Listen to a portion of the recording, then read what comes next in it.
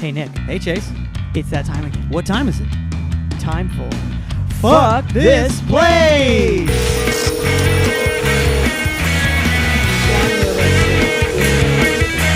then you gotta come on there, the guy like, no, I don't Dude, what the fuck? How he does not strangle Urkel by like season Absolutely. 3. You know what I mean? It's a hell of a man. Because the other thing is he would get away with it. Yeah.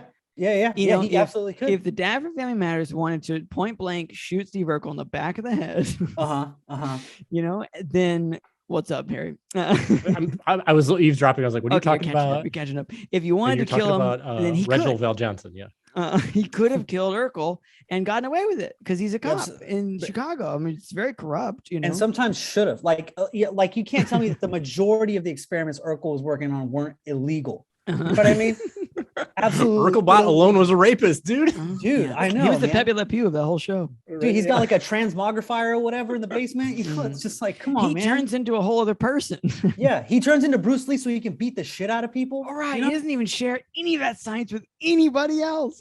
Dude, he's with great power, great responsibility. He's a walking weapon, and Carl just has infinite patience towards him and the gangs of South Chicago. Those are the two things he's constantly dealing with. Yeah, that's fair. Goddamn. I love Carl. Well, maybe we should enter the podcast. I feel like we're ready. We're already we are white hot. So welcome to Fuck This Place, the podcast about jobs with Chase and Nick. My name is Chase. My name is Nick, and with us today another fantastic guest. You know him for his voice acting and his editing. You can catch his works on Tig and Steak, Bugs Bunny Builders, and kind of what we're talking about, the upcoming Urkel animated holiday special. I'm very excited for that. With us today, my old friend Harry Moroz. Harry, how are you doing? What's up? What up, Doe? That's we were talking about we were talking trash on Urkel before this whole thing started. So I'd never seen Urkel before I got this job. They're just like, we're making this movie. Do you want to take it? And I was like, okay, I'll watch a couple episodes. And it's a show, you know. That's all I can say. Legally a show. It's a multi-cam sitcom. There are funny moments in it, and I'll say this about Family Matter. I'll say two things about Family Matter. Please say two things only. Two things only. If you're gonna say three, I was gonna fucking lose it. You'll be like, "Fuck this guest," right? We got it. Oh, okay. I'm ready. I'll stop. But one, and this is like a pet peeve of mine. I don't know how y'all feel about it, but I hate in movies and TV shows when they have an actor playing sports and you can tell they cannot play that fucking sport. Like, I can't stand it. Angels in the outfield, when Tony Danza's throwing the baseball, I'm like, how did he get in the majors? Who is this guy? It drives me nuts watching it. Urkel can ball. That kid plays basketball so good, which is hilarious because he's supposed to be a dork and like a dweeb. Yeah. You're gonna like watch him and like, this guy's gonna suck. And you watch him like, yo, this kid can play. He's better than both the guys in White Man Can't Jump playing basketball. Right. Pros. His jump shot. Said, incredible. It's money. It's those money. Those are the two things you're gonna say about Family Matters. That's one thing. Oh, okay. Sports Go ahead. thing. So Urkel can ball. Two. So I was telling you guys, I'd never seen it before, but the editor that I guess assisted for when I broke into the industry, I got paired up with this editor, and he edited all of Family Matters, of it, the entire thing. Damn. And he wouldn't shut up about it. He just loved it so much. It was so incredible. That's when TV was great, man. We were making Family Matters, and it was funny. The kid's a genius, man, and people didn't get it. So years later, I'm working with this guy on Disney shows, fun stuff. We're working on the show. He brings me along for the show called Partners. Partners was a very short-lived FXX or FX. Yeah, when FX was just like, what if we have one more channel? Right? And it's before. I think, to be fair to FXX. XXX. Let's be fair to them. Let's be fair to them once, not twice. Is that they did FFX or whatever FFX. Before streaming got picked up, you know what I mean? They were like, what if we did a little bit more, and if that was 5 to 10 years later, they would have been like, what if we just, jumped on it? What if we just put the extra stuff on a streaming service? Anyway, carry on, Harry. 100%. And honestly, I like a lot of FX shows and FXX. It's really hard to say. FX. Yeah. So this partner show, I did not like. And it was the whole team from Family Matters. They got the whole group, the post-production team, got Really? grouped back together. Oh, It's like okay, these got it. 3 dudes, Uh-huh. the editor, not like the cast, but like the editor, Uh-huh. Yeah, the the background. post-producer, and the associate producer. And it's like Mm. these 3 old guys, and me, and the guy who was lowest on that totem pole, he was now second lowest on that totem pole, and he made sure to let me know I was lowest on the totem pole. Got it. First of all, he told me his name. He told me to call him Monster. He's like, not my name. Call me Monster. I'm like, you suck already. There's like No way. way. Uh-huh. I'm gonna call you Monster. And then that's all I can think of him is as a monster. Super Right. gross, super inappropriate, like very, very sexually inappropriate. They got this deal called no joke, like showing naked pictures and whatnot in the room to all of us, including like our young girl intern during a fire. Yeah, just like out in Santa Clarita. So the show, man, I'm just gonna throw myself under the bus. Just why not? Don't worry, Harry. No one who makes any decisions ever listens to the show. That much. You'd be surprised, dude. You'd be surprised. I've heard many things about this podcast. Oh, yeah, hell yeah. All in the Ypsilanti, Michigan area. People can't shut the fuck up about it. Do you know they're saying fuck this place? You know they're saying Ypsilanti, Michigan specifically? It's like, yeah, we fucked with fuck this place. Fucked with it. That's the FFXs or FXX, whatever. I'm trying to think of an acronym. I couldn't come up with it. But the show is called Partners, starring Kelsey Grammer and Martin Lawrence. And Kelsey Grammer played a like sleazy lawyer. Martin Lawrence played a play by the rules lawyer. And they're, it's like the odd couple or whatever. Worst show I've ever worked on. Worst show I've ever seen in my life. They got this deal called the 1099, which is what they used to hand out when there were 3 networks, right? And that was it, which means we pick you up for 10 episodes up top. And if we like it, we're buying 99 more, which is crazy. It's crazy. Like, it was just wild. So we shot 10 episodes with Kelsey Grammer killing it. Incredible performer. He's Kelsey Martin Grammer. Lawrence out of it. Yeah. Horrible performer. Oh, really? I don't know what's going on with him at this point, but like at that time, it was a tough dude was not there. Like it was really rough. Like fed him every line nonstop, right? Really crazy. Sorry, Martin. I know you're a Detroit guy and you're a legend. You were terrible to work with, bro. I'm sure that's not the first time he's heard that or the last. No, probably not. He probably doesn't give a shit, but maybe he does, But and again, great career. I'm suspicious of anyone who's playing multiple characters in their own movie, as far as like who wants to work with them. You know what I mean? I agree with you. Like, you guys are suspicious of Eddie? Yeah, all of them. Oh man! Anybody who's like, I am 7 characters. It's like, well, maybe you don't have 7 friends or 6. Exactly. 6 people I can stand to be around. Because again, like, I believe that you're a comedic genius for playing those things, but like, all right. It's wild. It's a lot of commitment. It's also a lot of money. So I get like the money part. And then on the other hand, you have guys like Louis C.K., super scumbag, writer, director, editor, actor, right? People somehow a dad. How are you portraying yourself as a good dad when you have 5 full-time jobs plus your 6th full-time job is being a fucking creep? Like, there's no way that you're a good guy. That's just a control freak, right? That's a super good point. It's out there. But anyways, so the show, Partners, is about these two lawyers. Yeah. And I'm sorry, all I watch is cop shows now. I hate the police, and all I watch are police procedurals. It's so nuts. But these 2 lawyers, and it is sexist, racist, homophobic, and poorly written. Like, just it's so bad. Yeah. I will say, supporting actor, I think her name is Edie Patterson. Edie Patterson. It might be Edie Patterson. She's in the Righteous Gemstones now. Yeah. I do know that someone named Edie Patterson's in the Righteous Gemstones, but that's all. That's all I know. Then it's her. Edie Patterson was in the show, and she was hilarious. She played like a Russian spy, like helping him find all the dirt and whatnot. They shoot all 10 episodes, and they're like, the executives are like, you know what? We don't want her to be Russian anymore, but we're not going to film anything new. So they just had her dub over all this stuff and changed the whole story. Finished the whole show. I was on like the huge outs with these guys just because like we were arguing nonstop. With Monster? With Monster, yeah, absolutely. With Monster. So the show airs. They play all 10 episodes over the span of 2 weeks. I don't think they ever aired it again. I bet you can't find it anywhere. like on TV. Big failure. However, once the show ended, I couldn't find editing work or assistant editing work for 2 years because I got blackballed by Monster is my bet. So I'm tossing Monster out there. Worst job in the editing world I ever had. Man, assistant editing Monster. world.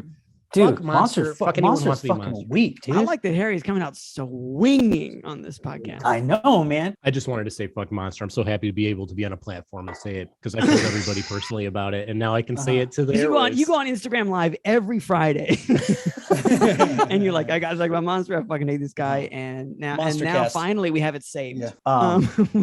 We should go in our first segment. We're gonna spiral forever. So Harry, our first segment we do on every podcast is a segment we actually like to call "Fuck This Place?" ? Where we decide if we would work somewhere or not. And you're originally from, I mean, look, Craigslist wise, it's a Detroit Craigslist is where we're looking here. But you're just from outside of Detroit, is that correct? Northville? Yeah, Northville. Yeah, that's where that's where I spent my formative years. Copy. Yeah. By the way, I'm sure it's a fine place, but man, to talk about the laziest named place. Northville. Well, we're Southtown, just above Southburg. It's actually just before I had a Ville. There's Ville right below us, south, and Northville. Just Ville. Ville. I'm not from Ville, bro. I'm from Northville. I'm not one of those Ville scumbags. Yeah, not the vile villains. Yeah. So what we did is we looked up Detroit adjacent Craigslist posts. We've pulled up 3, so I'm going to read the title to 3 of them. And just like you're browsing Craigslist, you're going to pick one that's an automatic fuck this place. Like I'm not even touching it, right? Just based off the title alone. The other 2, we are going to take a look at and decide whether we'd work there or not. Make sense? Yeah, okay, I get it. Okay, that's good news. Here comes title number 1. Accordion player needed is title number 1. Title number 2, video editing, right up Harry's alley, but it keeps going. Video editing, deep fake. Okay. And then title number 3 is, have you or someone close to you experienced a traumatic event? ? So which one is an automatic? I'm not clicking. The video editing, the accordion player, or the pure trauma question? Video editing. Because video editing I know it's my job right now. I don't want to fucking touch it. Yeah. For real. That it's dealing with people. I'll take editing jobs, but like I'm straight up with people. I'm like, yo, I'm going to be very vocal about how I feel about stuff. Yeah. And most people do not like that one bit. You know, you're editing their work, but you gotta tell them. No, you're right. You're right. That like a lot of times editors are to many people who are sending it off to an editor, they want you to paint by numbers, you know, like they want you to do exactly what they do. And then probably just guess here, Harry, from a person who's dealt with like freelance design stuff or whatever, they ask you to do something and then they don't like what they asked you to do. 100%. All the time. Always. Yeah. We will obviously say fuck this place to the video editing because Harry is very burnt out and we're not going to pressure him anymore. Okay. Post number 1 title is, accordion player needed. And the text begins, there's no pictures, unfortunately. And it says accordion player needed for a 100th birthday party. 1 hour or 2 hours. Have not decided yet. Big span. How far he's going to make it? How far this 100-year-old's going to make it? 1 hour, 2 hours left. On an hour by hour with this guy at this point. This is for Sunday, July 17th. So they are booking very in advance, which I do appreciate the professionalism there. At 1 p.m. for a minimum of 1 hour. Knowing a Polish song or 2 will be great. This is very Michigan. Can we be honest? Knowledge. They're an accordion player. They know a Polish song. Polish song. Right. Too. Right? Like there's not much else, you know. Yeah. Sorry, I only play the Black Keys on the accordion. That's all I know how to do. Black Keys and early White Stripes. Yeah. Detroit, baby. Oh yeah, that's right. Detroit. Are Black Keys Detroit? No, but Jack White is. Jack White is, for sure. Party will be indoors, and then it's air conditioned, which sold. You know, I mean, thank God, but I would expect indoors in all cases to be air conditioned for a party. You know, like I understand if you say I'm in a warehouse, then it's like, okay, maybe. But I would expect indoors. I expect not a warehouse. Yeah, I would expect optimal conditions for the 100-year-old man. I don't think it's not like a big out in the park in the sun 100th birthday. No shade is the theme. Yeah. This theme is no shade. Both in talk shit on him. attitude and environment. Yeah. Oh yeah, that too. Yeah. No shade. Oh, and remember these sweat. songs from when it wasn't so hot out in the world? Before the world got too hot, and we used to play you these Polish songs. Remember, Papa or Papi or whatever? Like, yeah, Pat Pat have for him. You know? Pat or something. Yeah, Pat. Remember when global warming wasn't real and it was still 30 degrees in July in Michigan?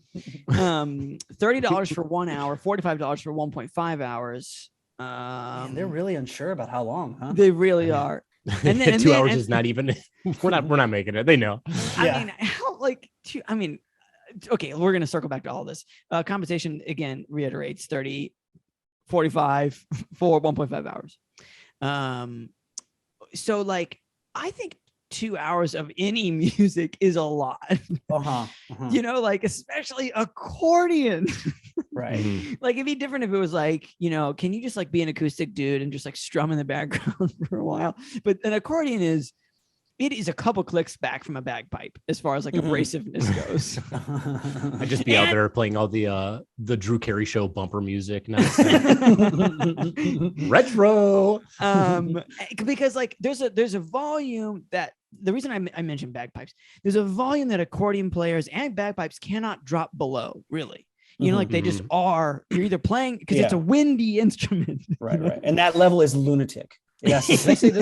I got to say this about bagpipes. Bagpipes are the perfect instrument for parades, which is pretty much the only place you ever see bagpipes, I think, on a regular basis. Thank God. Because they're two of the worst things that have ever existed on the face of the earth. Bagpipes and parades. They go hand together. I will say, as a person who grew up in Western North Carolina, which is like a Scottish, there's a lot of people like to play Scottish there. I've run into far too many bagpipes accidentally.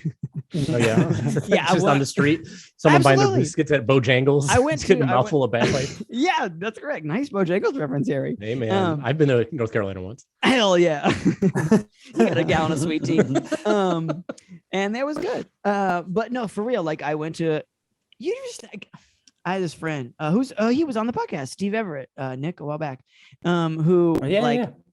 he went to college with me and went to, it was a school at Appalachian State University. You might know them, Harry, because they once beat, I think, University of Michigan in like the early 2000s, mid 2000s at like a big upset game. Anyway, I'm not a football guy. Game. Yeah. Oh, I love that because 34-32 I hate University of Michigan. It's wonderful. Yeah, there was a lot of people that were excited about that game. And it was the beginning of Chase's tailgating drinking years. Oh man. Nice. Not into football. What a 16-year stretch that was. Oh man, it's so long. You know, I never graduated. Anyway, I went to this school and it was fine or whatever. And anyway, my friend Steve Everett one time was like, do you ever think like, oh, we went to this progressive school and then realized like when you talk about it that we just went to like this fucking hick college? And here it goes. There was a guy who played bagpipes regularly, just like just out by this like one park, like Thursdays at 5. This motherfucker cranked up the bagpipes and everyone was like, oh, it's bagpipe guy. Bagpipe Thursday, good for him. And I was like, not good for him. I think this is stupid and I hate him. So not good for anybody. Yeah, I don't think so. So anyway, what I'm saying is I've been around him more than I care to, and I don't imagine accordion is any more pleasant to learn because I'm not qualified to just play it. So I'm going to say no due to past trauma. I'd be down with this. I don't think accordion's that bad personally. Like one on Take and Seek, accordion is like kind of a big part of it. Like the show creator Mike Chillian, he was an accordion player. There's an episode heavily involves an accordion, and I've grown to appreciate it. It's a little bit smoother and less shrill than the bagpipes. No, yeah, to be fair, it's not a fully fair comparison, but it's close. I mean, it's definitely we can shit on this sort of instrument without a doubt. But I mean, we're talking about a 1 hour job that probably won't go 1 hour. Right? That's a good point. Right. It could be 45 minutes. I'm very interested to see what a contemporary 100-year-old Polish man raised on cabbage and sausage looks like. At this point, we all know what he looks like a little bit, like a little pickle. Is like an old pickle. We're like talking a sweet pickle, just like a sweet pickle, right? Yeah, a little crunchy, a little squooshed. Yeah, I think I'd be down with it. Where's this off? This is off the 6 Mile Road, and I can't see what that other street is. We can. Oh, that's not even that far away from me. That's like where I grew up, essentially. Farmington. Yeah. All right, Harry's in. All right. I'm in, and afterward, I'm going to the Bates Burgers, which is the slider spot that's on 5 Mile. Shit, a slider. I'm out just because like I'm kind of with you guys on like the idea that it's probably not going to go the full hour or whatever. But the thing is, they are asking for a few Polish songs, which makes me feel like there will be at some point it will be on me to perform.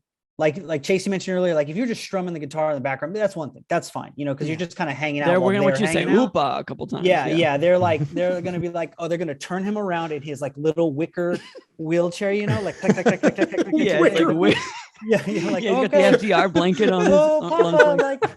Now we're gonna play some songs from when you were a kid, you know, and then it's on me, and then it's fucking on me, you know. Like this is Gracie, you remember him? Yeah, and you got to say like, "Hi, Mick," you know, or whatever. Yeah, you do, and the thing is, he's gonna know if I'm lying, you know, like he's gonna know if I'm full of shit because he was there. Yeah, he was there 97 years ago, and he's gonna be so pissed because he's gonna think you're old Mickey, and because Nick and Mick are just, I mean, it's already gone. We already lost the end.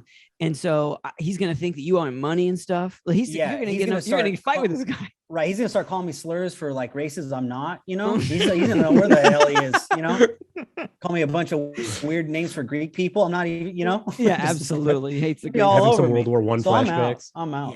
Yeah. Okay. Yeah. Okay, threatening to mustard gas me or whatever. Okay, that's that's 2 no's and a yes. Okay, man, I didn't even think about that. I kind of fit. You didn't think about mustard gas? Yeah. Well, I didn't think about the visual imagery that I could be portraying here. I don't think I'm like a Pole's favorite look. I mean, that's true. You have a bit of an Aryan side to you. But nonetheless, again, he's got one of those like little pointy pistols, whatever that they had in World War II. You know, he's got like Lugers or whatever. Yeah. Yeah, he's pulling out from his blanket. Like, Boomski. Yeah, it's a Polish gun. Yeah, definitely. Whoopa. So anyway, we'll say medium yes to accordion player needed.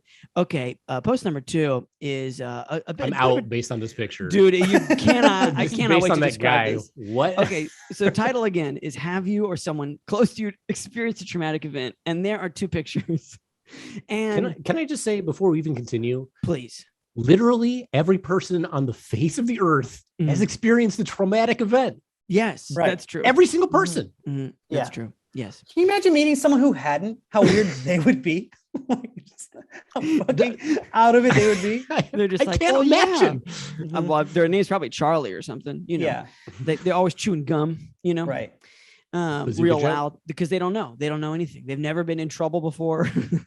They've never had a problem in their lives. So we're just going to assume that everybody counts for this. And typically, I'll be honest. Typically, we don't click on the survey posts, but like. The chaos here is sky high, and so I think it's worth taking a look. So again, the picture here, we have 2 pictures, and I think it's worth basically describing them around the same time here because we have 2 people. One is a black woman, one's a white guy, and they're both wearing it's clearly like a photoshopped on pair of like weird glasses, like. I don't know. There's like that guy from Back to the Future who always wore those like 3D glasses. You're talking about weirder than that. Like it looks like they kind of look like. So they kind of look like in X-Men Cyclops. Yo, there like if you punched out the lens on the lens there, and you just kept the other, and then made it about 3 sizes too big. That's right. That's right. That's pretty good. I was gonna say, it kind of looks like, you know, in Looney Tunes, if Marvin the Martian gets like blown up by his laser gun, all that's left are like his eyes. It just looks a little bit like that, just like kind of only goggles left. Yeah. And it's I should say it's sort of like the like Apple iPod like white color of is the goggle, and both images they are labeling this.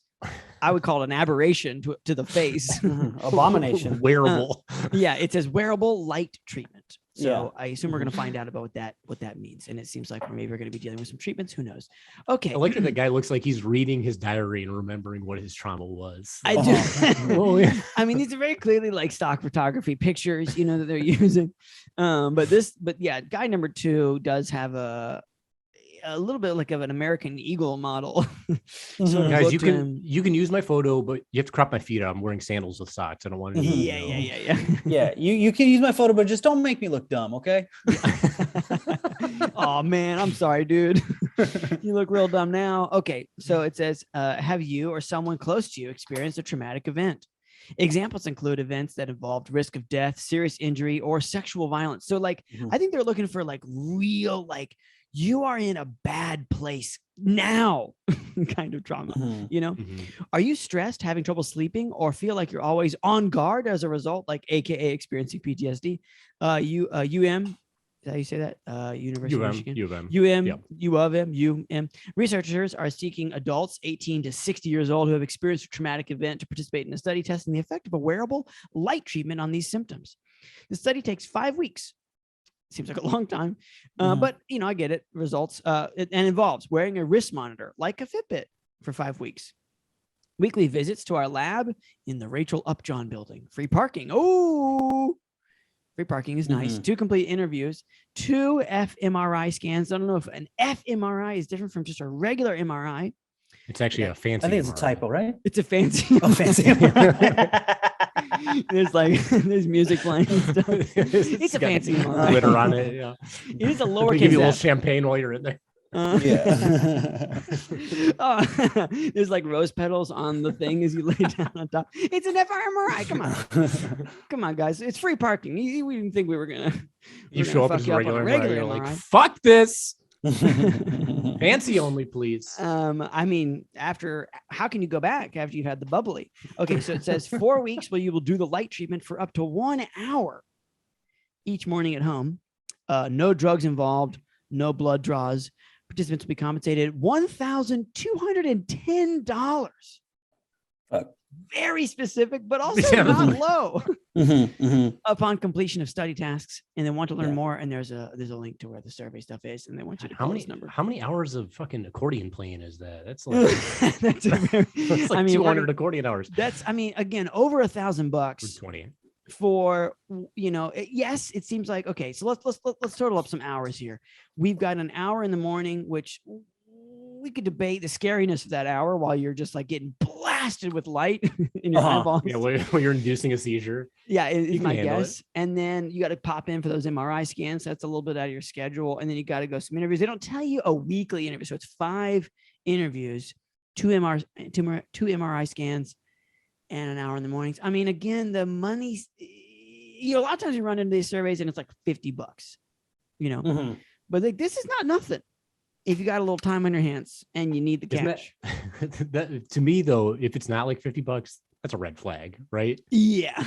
Yeah. That's what I was going to say, Harry. I totally agree. Good point. You're saying the fact that they're paying you more. I mean, they're going to harvest your organs in the fMRI. The fancy part of the MRI is they take your liver. Dude, if like they're paying you this much to wear those glasses, that being lame is just the tip of the iceberg. You know? Right. Yeah. Getting your butt kicked every morning by your older brother. Yeah.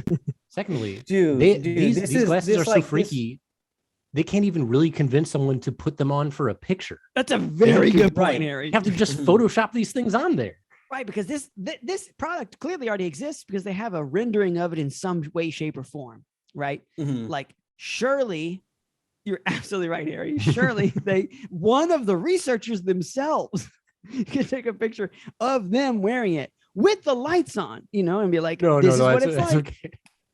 What's Photoshop for? Yeah, they did so much more work to Photoshop this onto somebody than they could have just taken it out of the box and had a goof, you know, with. And this model very well might have put these glasses on willingly. I mean, look at the fucking bracelet. He's willing to put anything on as far as looks go.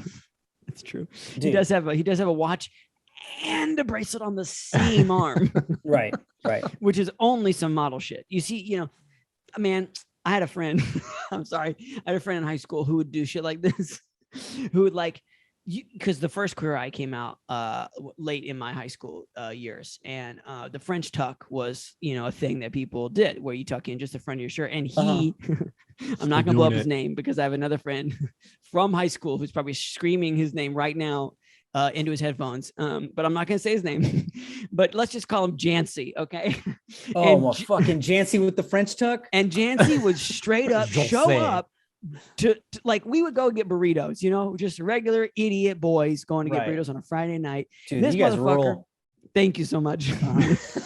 We had to we had to fight bagpipes to get there, you know, because we were like, we're cool, we're not listening to your bagpipe music. Now tell me, what goes into a Scottish burrito? I gotta know.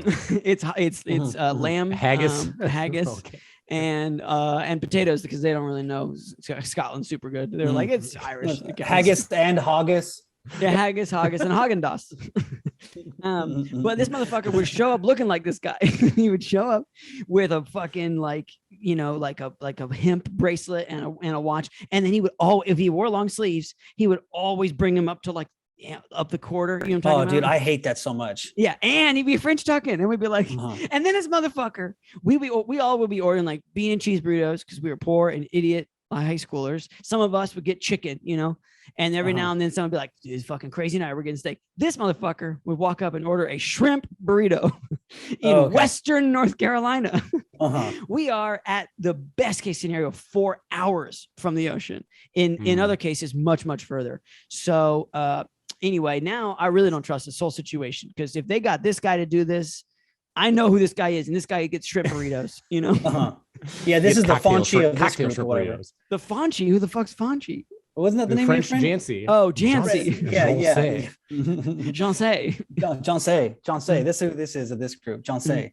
So I'm not gonna lie, I'm a vain guy. I used to try to do the roll up or like. Oh yeah, everybody tries it for a little bit. It ruins your sleeves. That's right. It destroys your sleeves. That's why I hate it. Yeah. You look like a wizard, right? After a while, it's just I like the thing is, if it naturally happens, like the sleeves do just start to fray or whatever, and then you start pulling it up, that's one thing. Fine. That's fine. But people who buy it brand new and then pull it up, sometimes you go into the store and the model, like the mannequin, has it. Yeah. It's like, look, I want a discount on this fucking shirt now because you fucking it up. No, it's chaotic energy to have a shirt that is supposed to be bound at the wrist, then just go up your forearm. Unless you got the thin, and I got pretty thin forearms, but even me, man, you go halfway up and your hoodie is done, you know? And then who are you? It's over. Yeah, whatever Frankie, whatever his name is, need to hell with that style. Frankie? Jancy. Jancy? Do you guys have beef with the French tuck? I think the French tuck is a great look. What? I love it. I still pull it out. I pull the French tuck out in shorts. I got a big baggy t-shirt, French tuck in shorts. Do you have a belt buckle or something? Do you have like a rockin' belt buckle? No belt buckle. No belt buckle. We both asked well, that's the weird part of the. I think if you have like a fucking U.S. Federal Marshal style like belt buckle, then maybe. Well, I think the French tuck is fine for like, again, like first looks on Queer Eye, and that's it. You can't walk around the rest of your life French tucking. It's just. Oh no, you're crazy. You don't know. I love the French tuck. I guess it also depends. That's like ordering fondue every single time you go out to eat. It's the once fanciest in a while. Yeah. It's the fanciest you can go at all times. I will say, okay, I will give you this, Harry. You know, there are certain shirts that wear the French tuck better. And I think it does come to the differential between where the tuck lands and where the tail of the shirt lands. For sure. Because like some people will do it with a motherfucking button-up shirt that is supposed to be fully tucked in. And in that case, Harry, I can't stand behind you, but otherwise I'm going to trust your judgment. I mean, I wouldn't trust any. I don't like the button-up French tuck all that much because I think it's weird. I like the t-shirt French tuck because I like French tuck. The t-shirt French tuck. I like a little overflow on your like. Okay, you got a system here, and I'm gonna respect it, Harry. But I don't know. Wait, Chase? How does your friend Jockin or whatever? How did he look with the? How was he doing the French tuck? What was he wearing? It was universal, man. It was so many things. It didn't matter. Like a wife beater, like in sweatpants and French tucked in. No, man, my beater with his French tuck, you better have a gun. You fucking like Bruce Willis just ducked into his he's back. got a Dwayne Wade jersey on, khaki shorts, French tucking. He was doing again. This is like, you know, I was in high school, 2004, era. So like he was wearing cargo khaki shorts, with like an Abercrombie and Fitch like motherfucking polo, French tucking that shit. I'm out on both. He was doing that with button ups, also from Abercrombie and Fitch. I mean, the man went to 2 stores in the mall, and he looked at the models in the thing and was like, "This is it. This is what I'm gonna do." I got the cash to do it, and he did it. And he was still my friend. Like, So I didn't. Yeah. Sounds like it. Shrimp burrito money. He's shrimp burrito money. So Yeah. I'm partially to blame here because we could of course corrected him, and I think we tried to some degree, but we're also like, this is a losing battle. He was the first person I ever met in my life to eat a fucking a scone. I never. Oh my god! I never seen or heard of a scone in my entire life. We're all visiting New York City for the first time, and we're all hanging out. We didn't even drink. We were just sitting in this room, just farting, smelling up this like a hotel room or whatever, and we're just like walking to Times Square, being like, "This is neat," because like we all went in on it, and he left one morning. We were all asleep, and he came back with a scone. And we were like, what is this? He's like, it's a scone. I got a cranberry scone. We're like, this is fucking crazy, man. I don't know what's going on. Okay, like legit question. How did you not like regularly beat this guy's ass? That's all you guys. That's so funny you asked that, because I was about to ask, it seems to me that maybe Chauncey is too good for your friend group. He's outclassing your friend group. I agree. You had a regular like Airstreams and shit? Yeah, we had a Frazier. He was our Frazier. For sure. How did I not beat him up? I'm incapable of it. Okay. Just there's no way. I'd say we were half evenly matched. Like I still think he could have overpowered me eventually. So number one, there was no mileage there. Yeah, hit you with a scone or whatever. Oh yeah, they're rock hard. It is a hard pastry. Yeah. Right, yeah. and then number two, like. He was pretty funny, So he showed up with scones. I hope so. I hope he has something good about him, because I don't know, man. He was pretty fucking funny. funny. It feels like he just hit like random, like on a creative player for his whole personality. just like nothing goes. Yeah. Together. Well, we were in plays together. No, Abercrombie and Shrimp Burrito, that works out together. Look, I don't know what to tell you. He lived every day, like it was a shuffle on an iPod shuffle, which weren't even out yet. He lived every day like it was gonna be the day someone finally killed him. I gotta pop my collar before I go. Yeah. He popped his collar. He for sure popped his collar, dude. 100%. Oh man, shout out to Chauncey or whatever. Oh man. Fuck. But again, like we were in plays together, and he was pretty funny. So I guess that was it. It's like, at least like he was the only one who did theater. With the rest of them, they all ran cross country, because you don't have to audition, or you don't have to try out for cross country. You can just show up, and they're like, you can run probably, right? And they're like, yes. Sometimes you have to just show up. I was forced to do cross country, and I fucking hated it. Here's one thing I learned about cross country. You don't have to practice. You can just hide in the woods when everybody else is way ahead of you. That's what all my friends did. You come out of the woods. That's nice. They hid in the woods and play with firecrackers. That's all they did. Yeah. I had one friend who was fucking good. Like fucking good, At firecrackers or running? Well, both. I had one friend that was incredible at firecrackers, and one friend that was really good at running. They did not pair up. But I will say the cool thing about the friend who's good at running is he fucked with the firecracker gang all the time. Like he'd be like, he would run loops to come back to see what the firecracker people were doing. Like they're digging a hole, or are they playing in mud, or whatever. But yeah, no, you're absolutely right, Harry. That was it. Anyway, so I hung out with Shrimp Boy because we were doing plays together, and he was very funny. I liked him a lot. So sorry, John C, I blew you up. You're not listening, but a friend of his definitely is. Okay, well, what do we think about what do we think about the John C glasses? Dude, I'm done. I'm not gonna do it. Yeah, I'm no not. chance. Yeah. I'm good. There's no way. Hey, what's up, everybody? What's going on, guys? Hey, did you know that you can text this podcast? The number is 470-223-5627. That's 470-223-5627. We take your side, by the way. That's an automatic position. If you text us, we're on your side. Yeah, I don't give a damn about your boss. You think I'm going to protect that guy? I hate that guy. I hate that guy. I got your back. We got your back here. Absolutely. If we're this is like a weirdo, like sleazy lawyer commercial. We're on your side to a point, Mm-hmm. I'm wearing a goofy suit right now. I'm wearing a brown tie. Couldn't tell you why. If you need to talk shit about something, like we're your shit talking team. All you gotta do is text 470-223-5627. That's 470-223-5627. We're on your side. Harry, what is the first job you ever had? Oh shit. Oh shit, it was illegal. I cannot tell you guys. It wasn't illegal. It wasn't like super legit. My first job was making unicycles for the Oh my god. Holy so, shit. Harry, he was Harry. like a world-renowned unicyclist. Yeah. I worked at a unicycle store in Portland. We've been Oregon. talking about it for 3 weeks. We've been talking about brick it for and so mortar. Yeah, brick and mortar, straight up. Nick texted me last night and he was like, "We've got to stop talking about unicycles." Well, you brought on the wrong guy because I got 26 in my dad's garage right now. Hell yeah. One in my garage, just waiting to be made. That is incredible news. So wait, you assembled unicycles and then we lost it because we were losing our fucking minds. Who was the world unit? His name is Sem Abrahams. He's an incredible performer, and his unicycles are known as Sem Cycle. I'm sure they're still in business doing his thing, but they were like I said, super renowned, super impressive unicycles. He's a great guy. And then he had me and my brothers over there helping him like spoke up the wheels, put them together, which meant my older brother did a ton of work and I just kind of like fucked around essentially. And you built unicycles for like people to buy or to get shipped or whatever? Yeah, for people would like order them and we'd like make them, but like I don't know, we're spoken hundreds of wheels on like a regular basis. Yeah, you're building fucking wheels. Wow, holy shit. Yeah.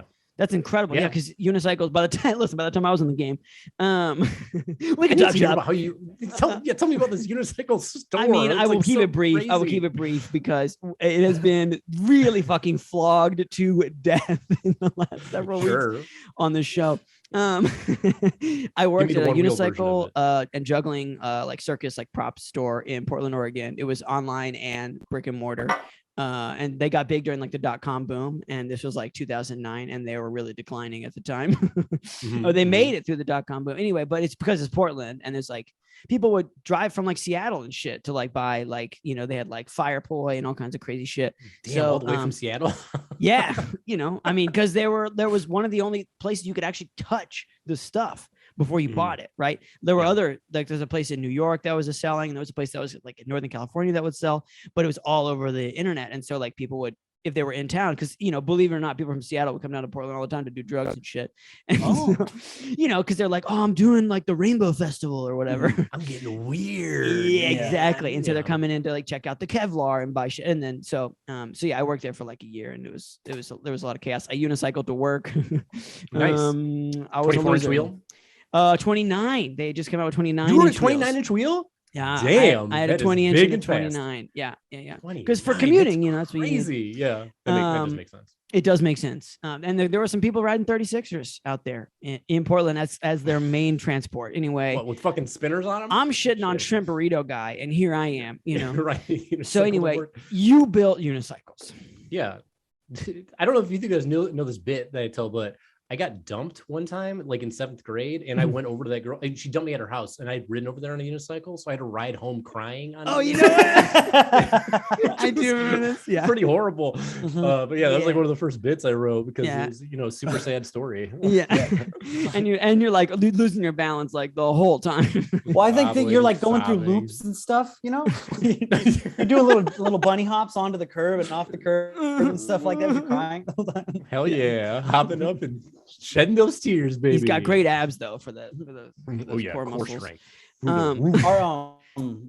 Are tricks? Are there tricks on unicycles? Like real? Like a ton of them, dude. Is there? There's is like the equivalent? level Hey, system. do a kickflip. So you can like ride with your feet, not on the pedals, but like on the wheel. It's called like walking the wheel, right? You can put like one foot up and do that. There's a lot of hopping stuff, like hopping. A huge thing. They're also like specific kind of tricky unicycles. Like there's a thing called the ultimate wheel. That's unicycle that doesn't have a seat. It's like just the wheel, so that's like its own thing. There's a lot. Mounting is like one of the bigger things. And then for a while with this guy Sem, I was playing unicycle basketball, and people were like fucking slamming off their unicycles. It was also a big attraction at the Universal Circus. Yeah. The Universal Circus. Yeah, they came to Asheville. I bet they did. Yeah, they're around. I mean, right after the bagpipes. Unicycle basketball. Yeah, we talked about unicycle polo on an episode.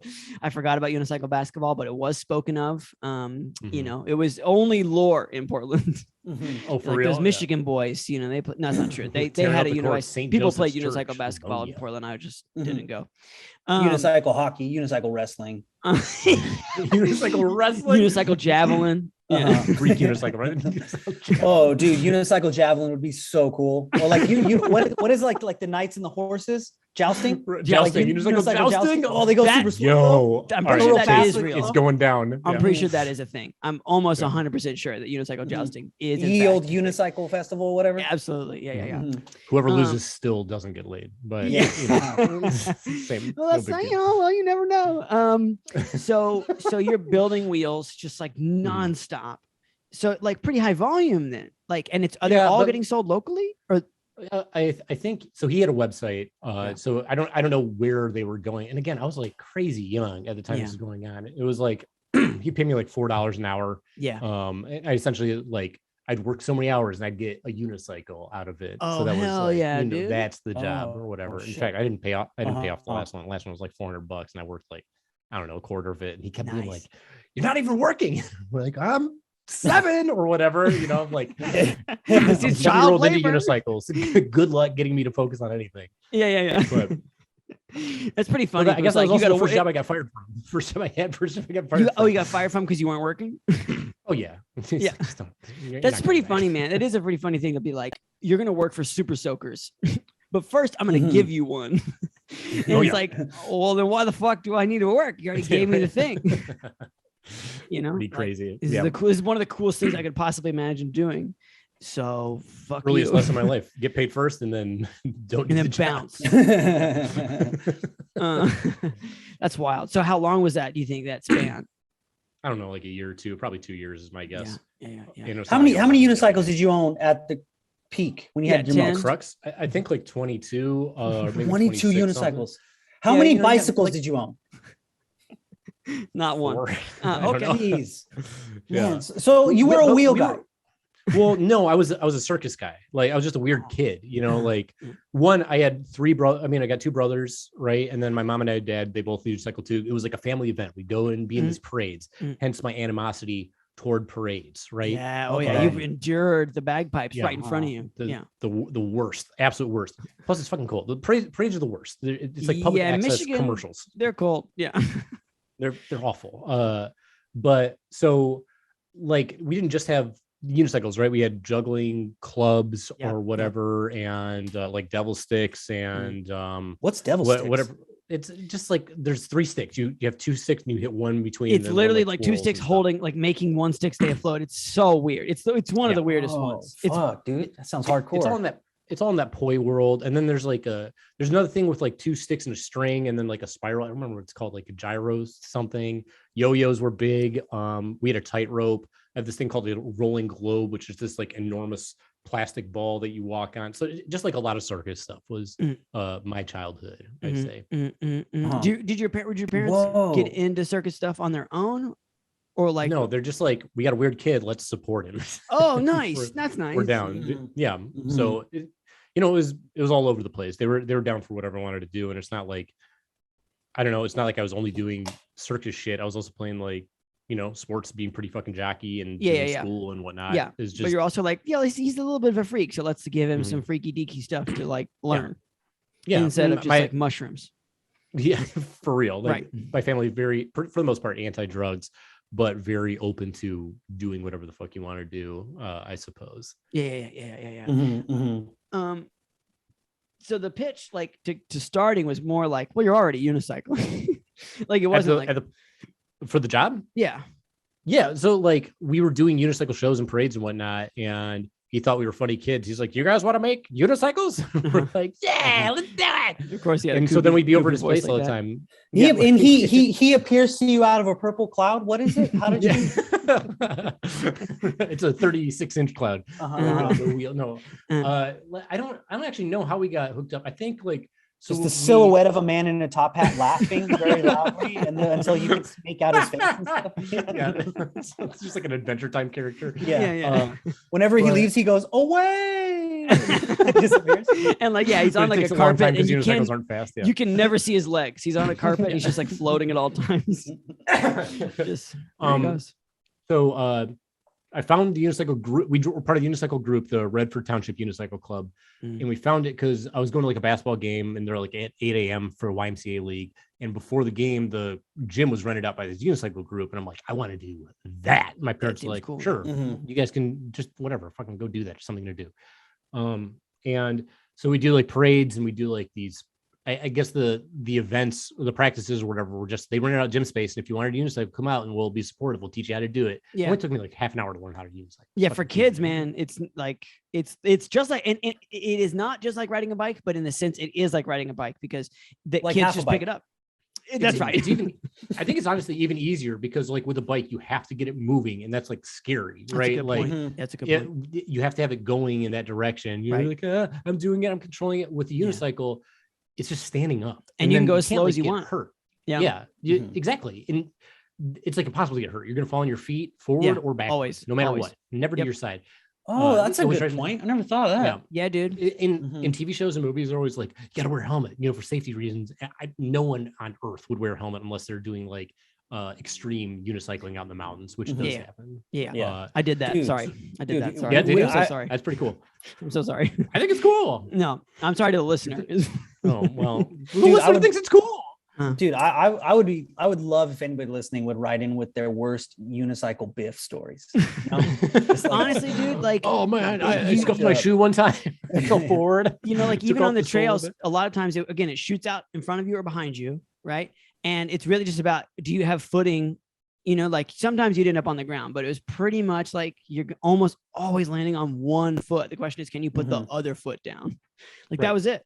Like I have way more biffing it on bike stories than I do. I mean, yeah. As a kid, I do. One time as a kid, we got to get back to jobs, but like one time as a kid, I got us off my with the shoelace.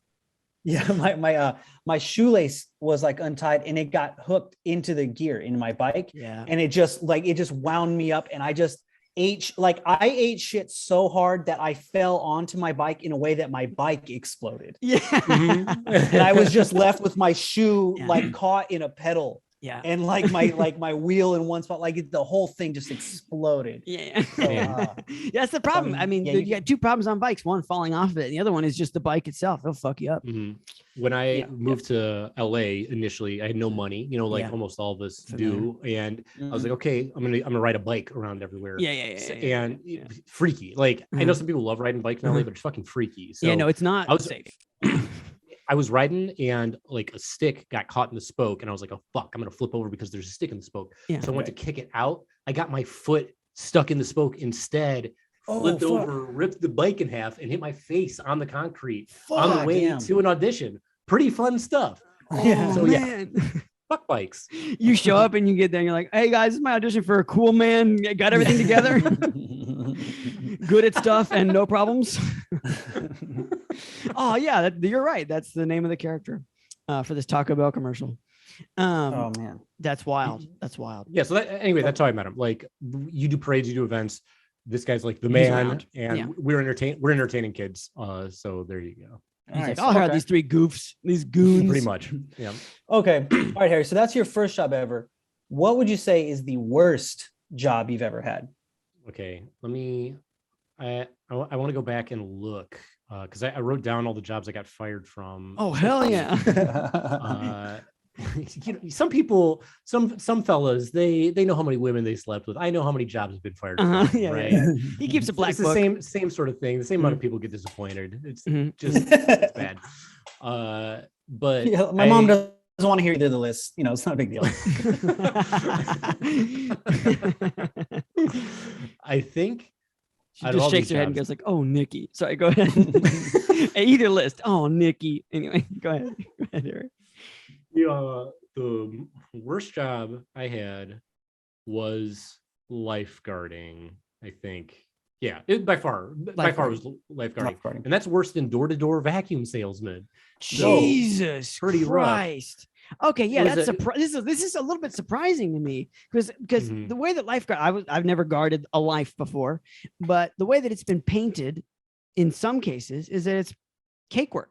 Now, there's other people that have had bad lifeguarding experiences on this podcast, but mostly it's painted as like, it's cake work unless you got to deal with the people, right? So what's your deal? You named it, the people. It's always the people. I mean, the worst thing about every job is the people. Right? I guess that's true.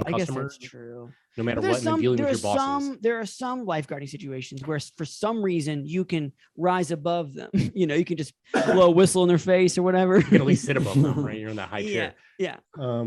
But so I was captain of the swim team at the time, I was like, lifeguarding, I'm a killer swimmer. This is going to be easy. No brainer, man. Yeah, right. Yeah.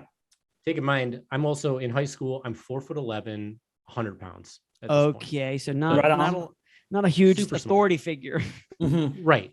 And not somebody that most people think will save their life in a drowning sort of situation. I got news for you, fat ass Michigan, though. No offense to Michigan. It's just like a large state. You float. All I got to do is tug you. Like, don't worry about it. It's not that hard. Anyway, you get trained. I hated that job. One, because I was a lifeguard at the pool that was like it was like a 2-minute walk from my house. My house. Wow, it really seems like a no-brainer. It's super easy, and I'd never been allowed in that pool because I didn't live in the condos. I wasn't part of the condo association, so they wouldn't let me in. It's like, okay, whatever. It's a fucking pool. Who gives a shit? Like, right. I'm captain of the motherfucking swim team. Who gives a shit? Yeah, for real.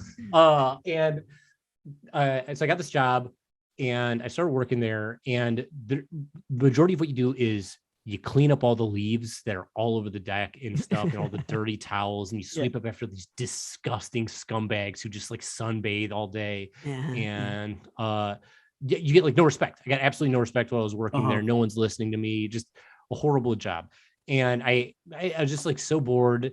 Never dug it. The view wasn't that great. It wasn't like a lot of pretty babes. Or it's also the bummer is you're at a condo association, so it's only going to be a set group of people that are going to attend, and they are at home, you know, so they're going to act like it's their fucking living room. 100% disgusting, and also like just bad skin. People who are wrinkly before they even go in the pool. You know what I'm talking about? Like just gross spots. Gas station hot dog looking asses. Yeah, right. Those little plastic bags, just like this. Oh my lord!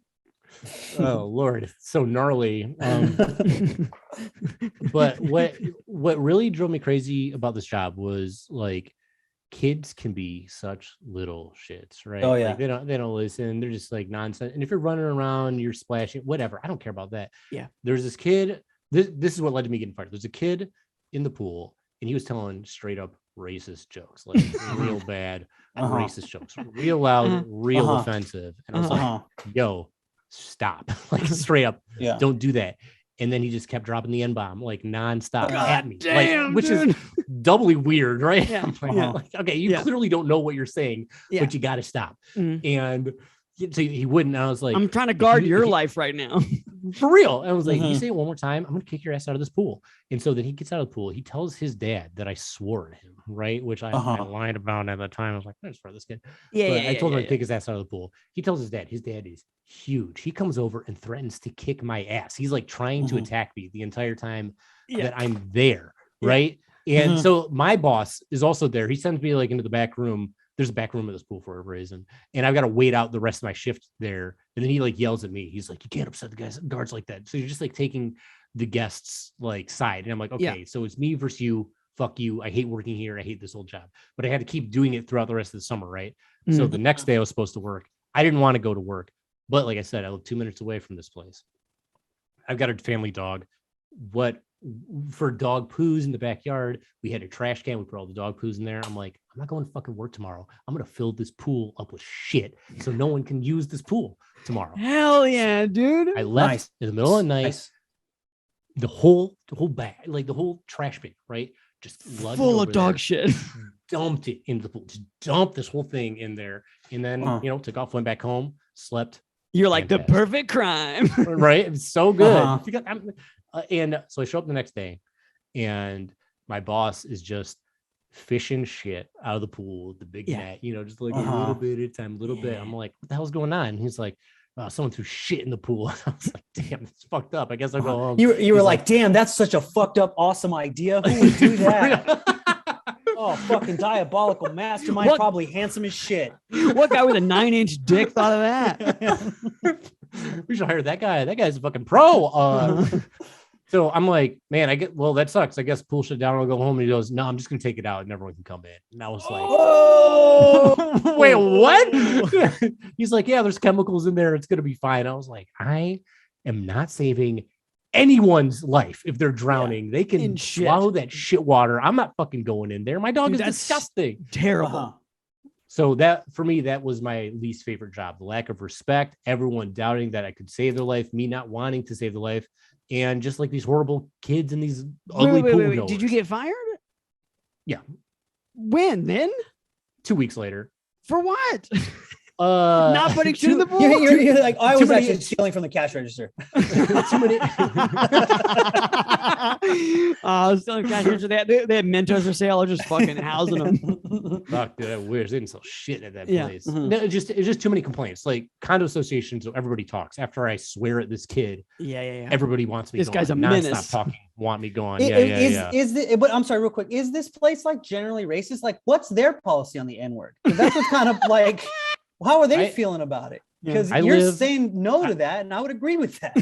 Yeah, but like I'm the only person in that city watching Friday. You know what I mean? Like, right. I grew up Northville, Detroit. Metro Detroit is famous for what's known as white flight. I'm sure you guys are familiar with said term, right?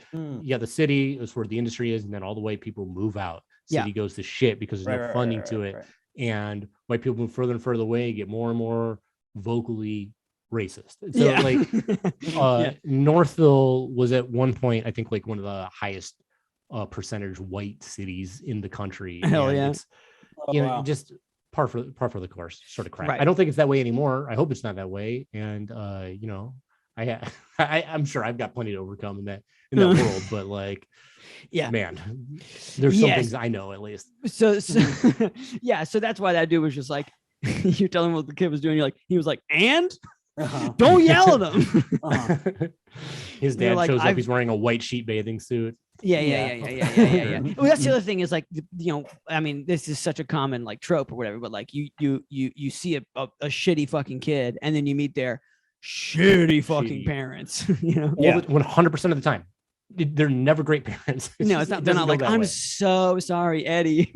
Eddie, we use kind words in this house. Come home, like, no, it's like, it's they're bad. They're bad, mean people. And they're going to be bad, mean to you too, just because they're also bad, mean to that child. They're scum. It's just straight scum. Yeah. So I'd say that's like the worst job that I had. And hold on a second. You told me, you said I'm not saving a life in poop pool. And then they opened for business, I assume. And then what happened to you and or the pool? Did you just hang out the day? I just walked around the edge of it and watched people spinning shit. Like that's all that I did all day. Just getting in their eyes, their ears. Everybody, I hope, has been in a pool, like a public pool that's managed by, competent people, where something happens. Some kid barfs, somebody poops, and it's like, like the fucking horn goes off. It's like, everybody out of the pool. We have to do like the whole fucking thing, There's that. What is in Caddyshack with the Snickers bar and everyone like freaks out and gets out of the pool?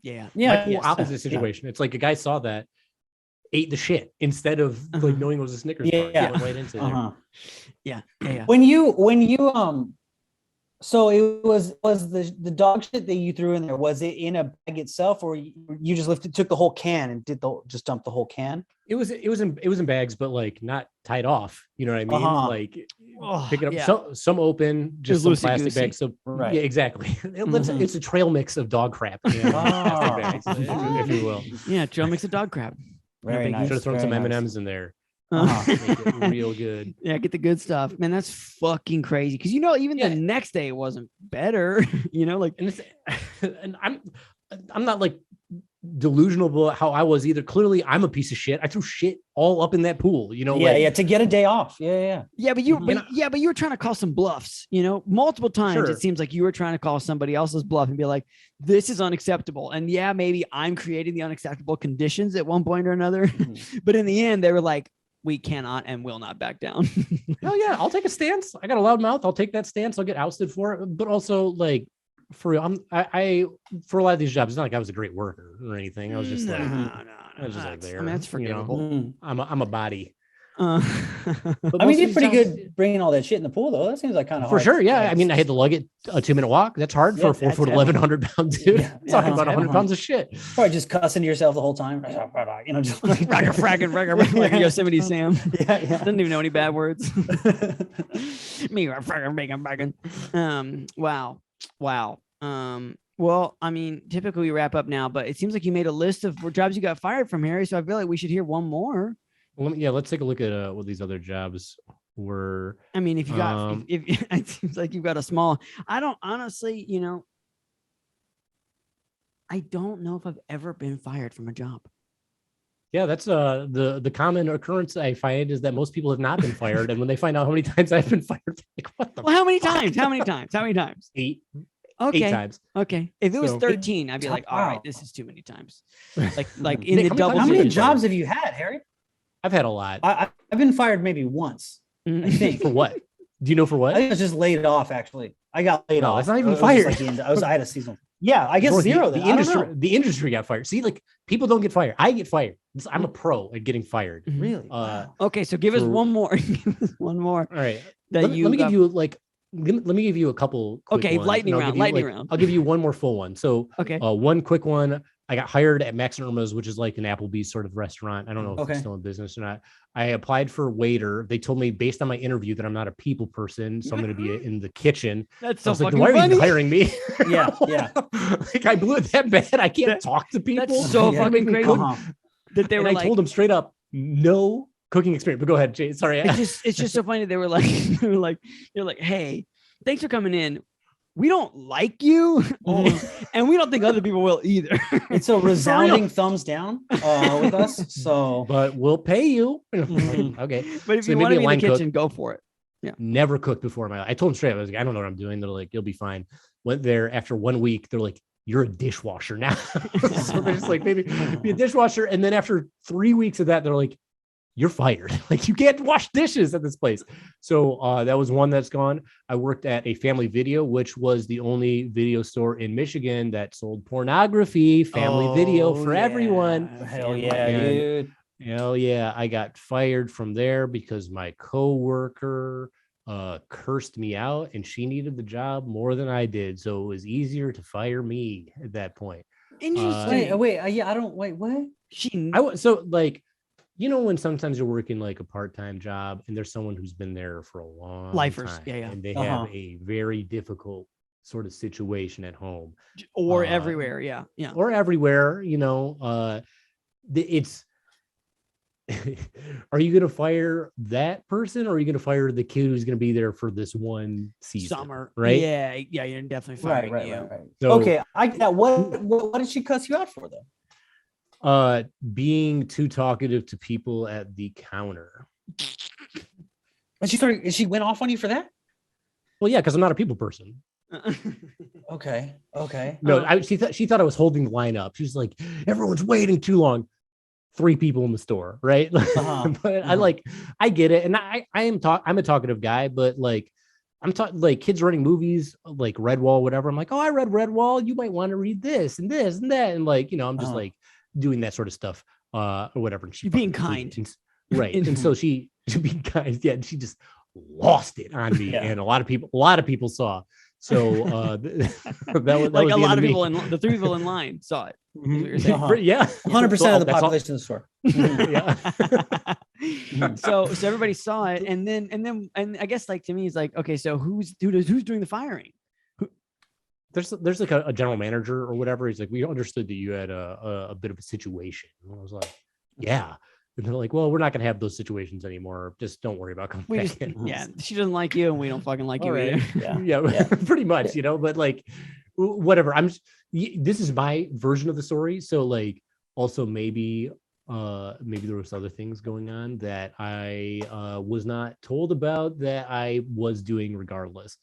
So who knows? And then you were still in the porn? What does that mean? No, I'm not stealing the fucking video porn. The internet existed. Okay. That time. Okay. I had Media Roadrunner internet, which was fast.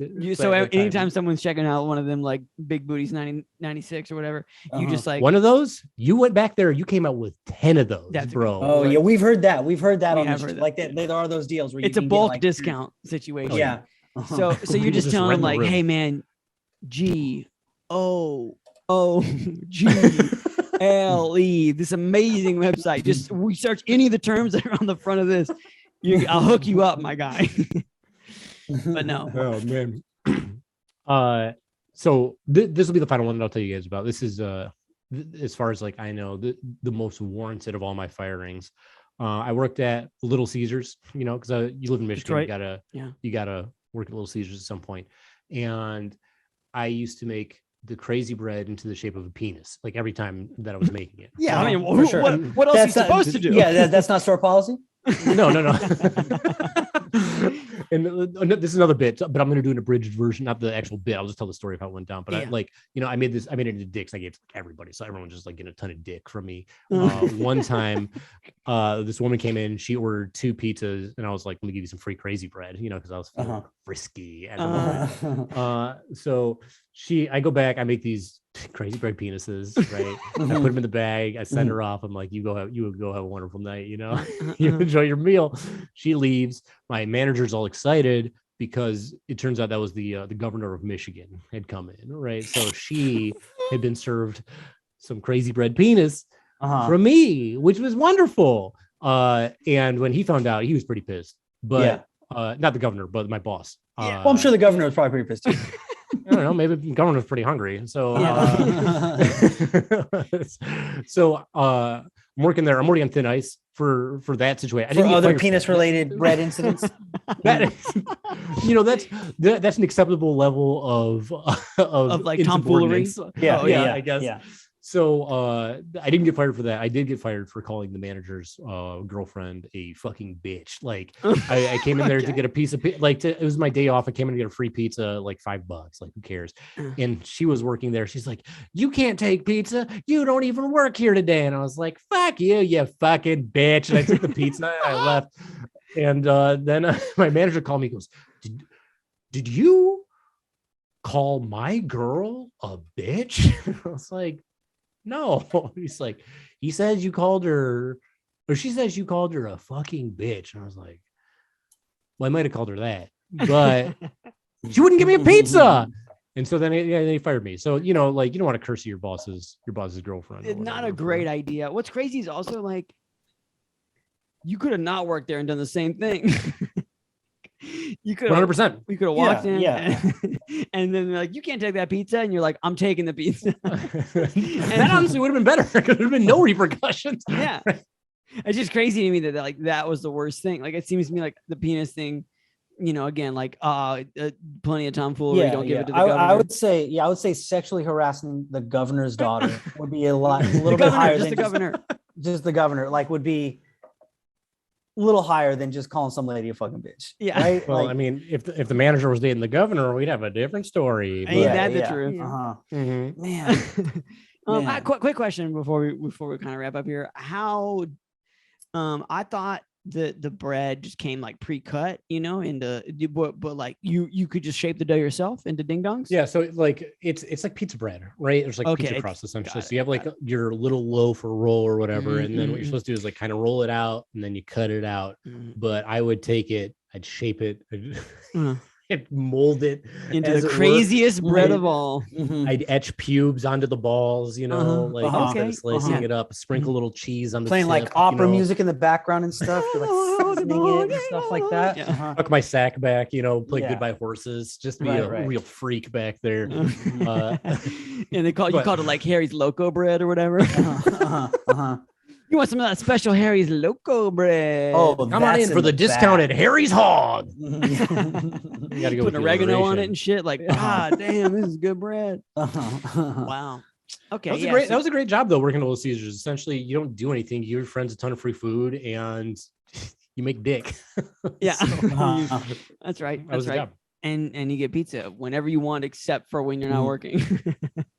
Apparently. Okay. I guess we always ask 3 questions to close the pod. We're pretty much rock solid on question number 1, which is for the worst jobs. When were you done and how did you quit? We have got a slew of how things panned out. Wait, how did you quit? I didn't know that was like an option. Well, in some cases, people quit. In this case, not so much. Question number 2, and I could say you could pick any one of these jobs. What is one good thing you took from any of those bad jobs, aside from like a pizza? The pizza? Hey guys, probably the best thing I took from any of these jobs is the unicycle that I didn't end up paying for. Yeah, definitely. Nice. 8-foot tall giraffe, baby. Oh, he's got a tall talking boy. red wheels, streamers in the spokes, Dang, son. marble seat. Marble. Nick knows what I'm talking about. I have no idea what you're talking about. This is becoming more and more a unicycle podcast as the weeks go on. Yeah, our next guest is just gonna be a fucking Just like just a unicycle. I'll say unicycle. just a unicycle. It's just a unicycle.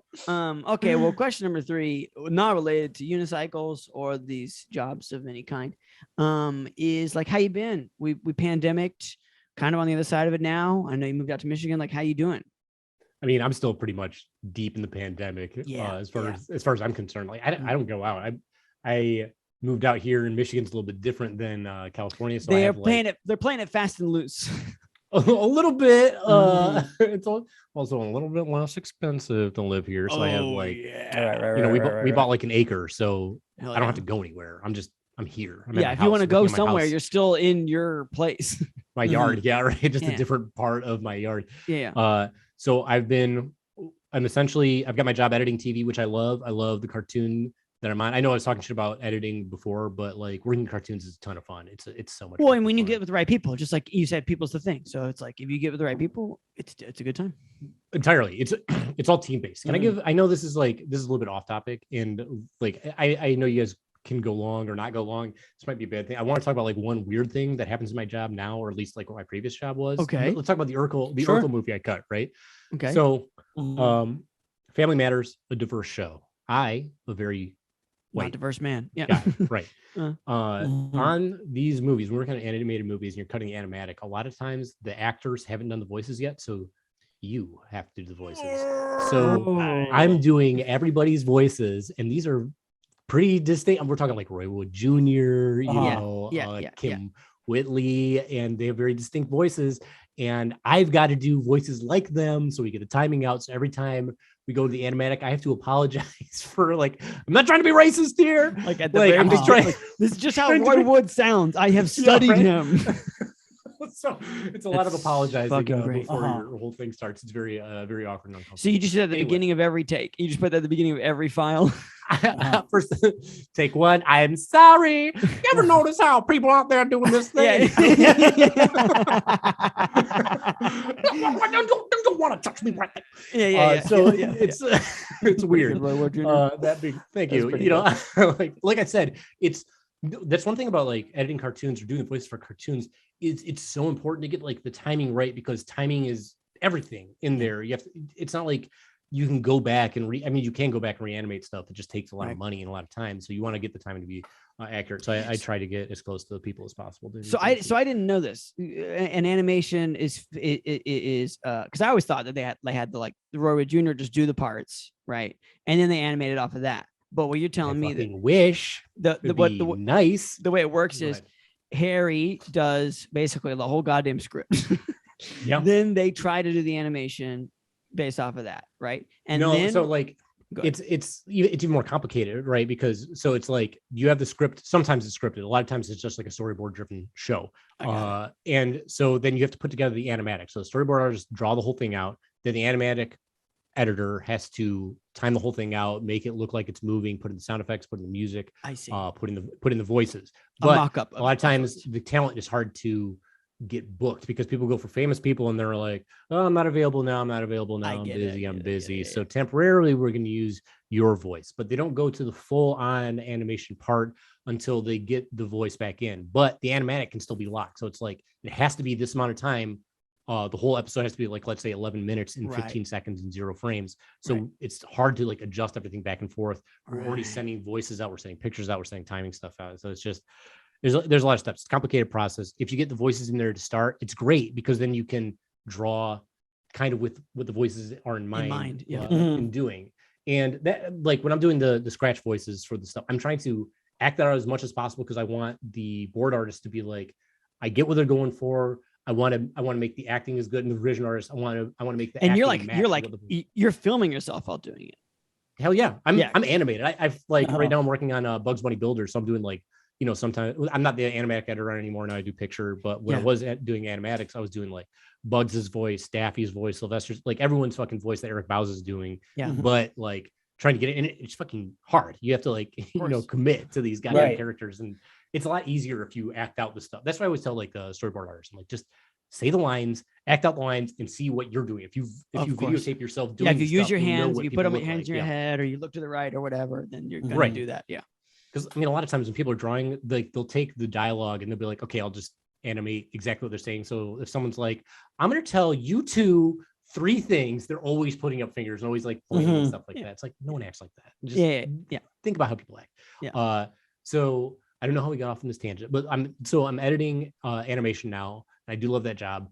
And my second job is working on the house. I'm like Tim, the fucking Toolman Taylor, point, because we bought a house out here. I like to call it a special needs house because it needs so much fucking work. It's been nuts.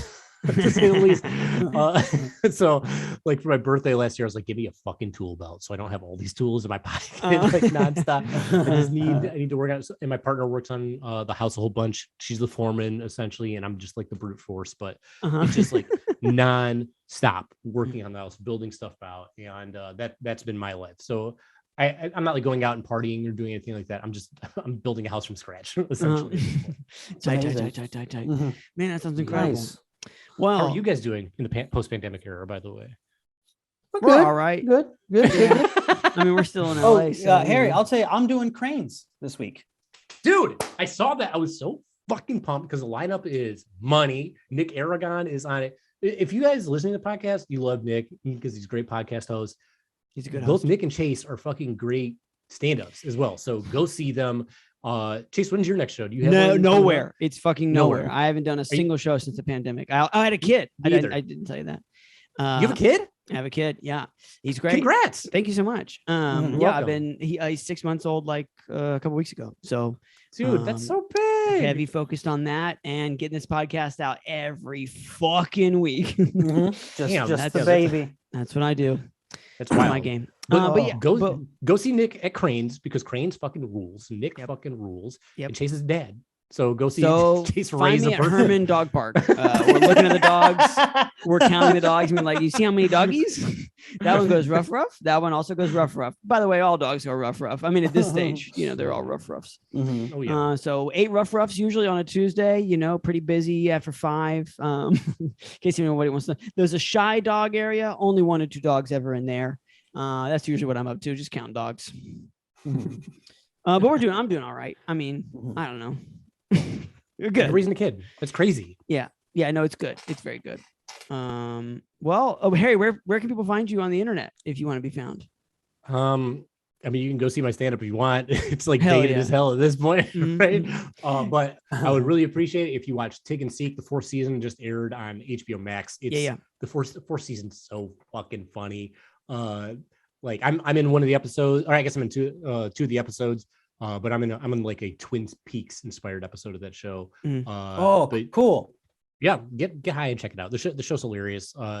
It's very SpongeBob-esque, I would say, with like a lot of horror tones to it.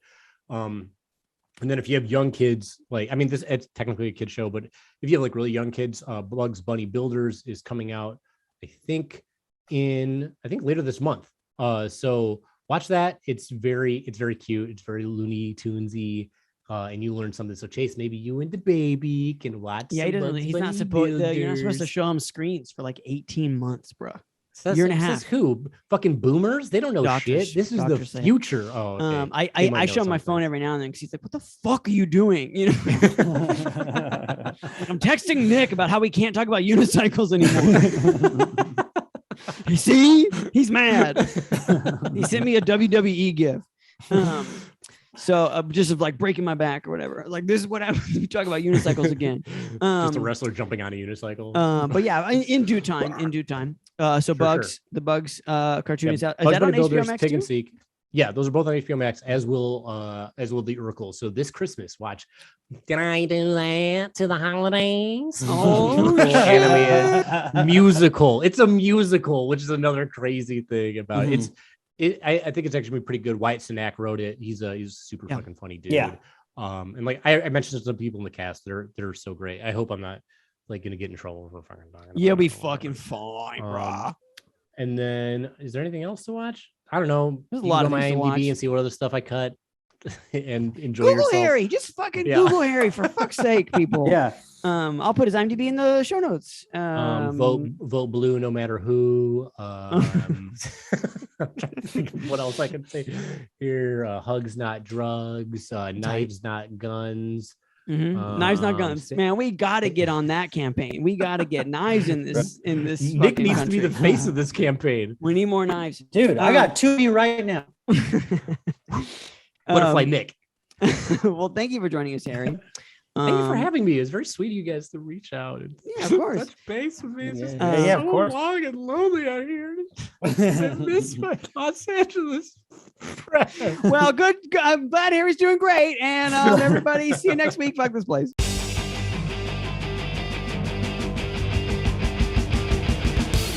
Thanks for listening, everybody. Yeah, thanks for listening. If you had a good time, don't forget to subscribe, rate the podcast, leave a review, 5 stars, 4 stars. You can give less stars, but don't do that. I mean, you can, but just text us. You know, it's 470-223-5627. That's 470-223-5627. You can just let it out, you know. Get mean. We're here for you. Okay, that's it. Bye for now.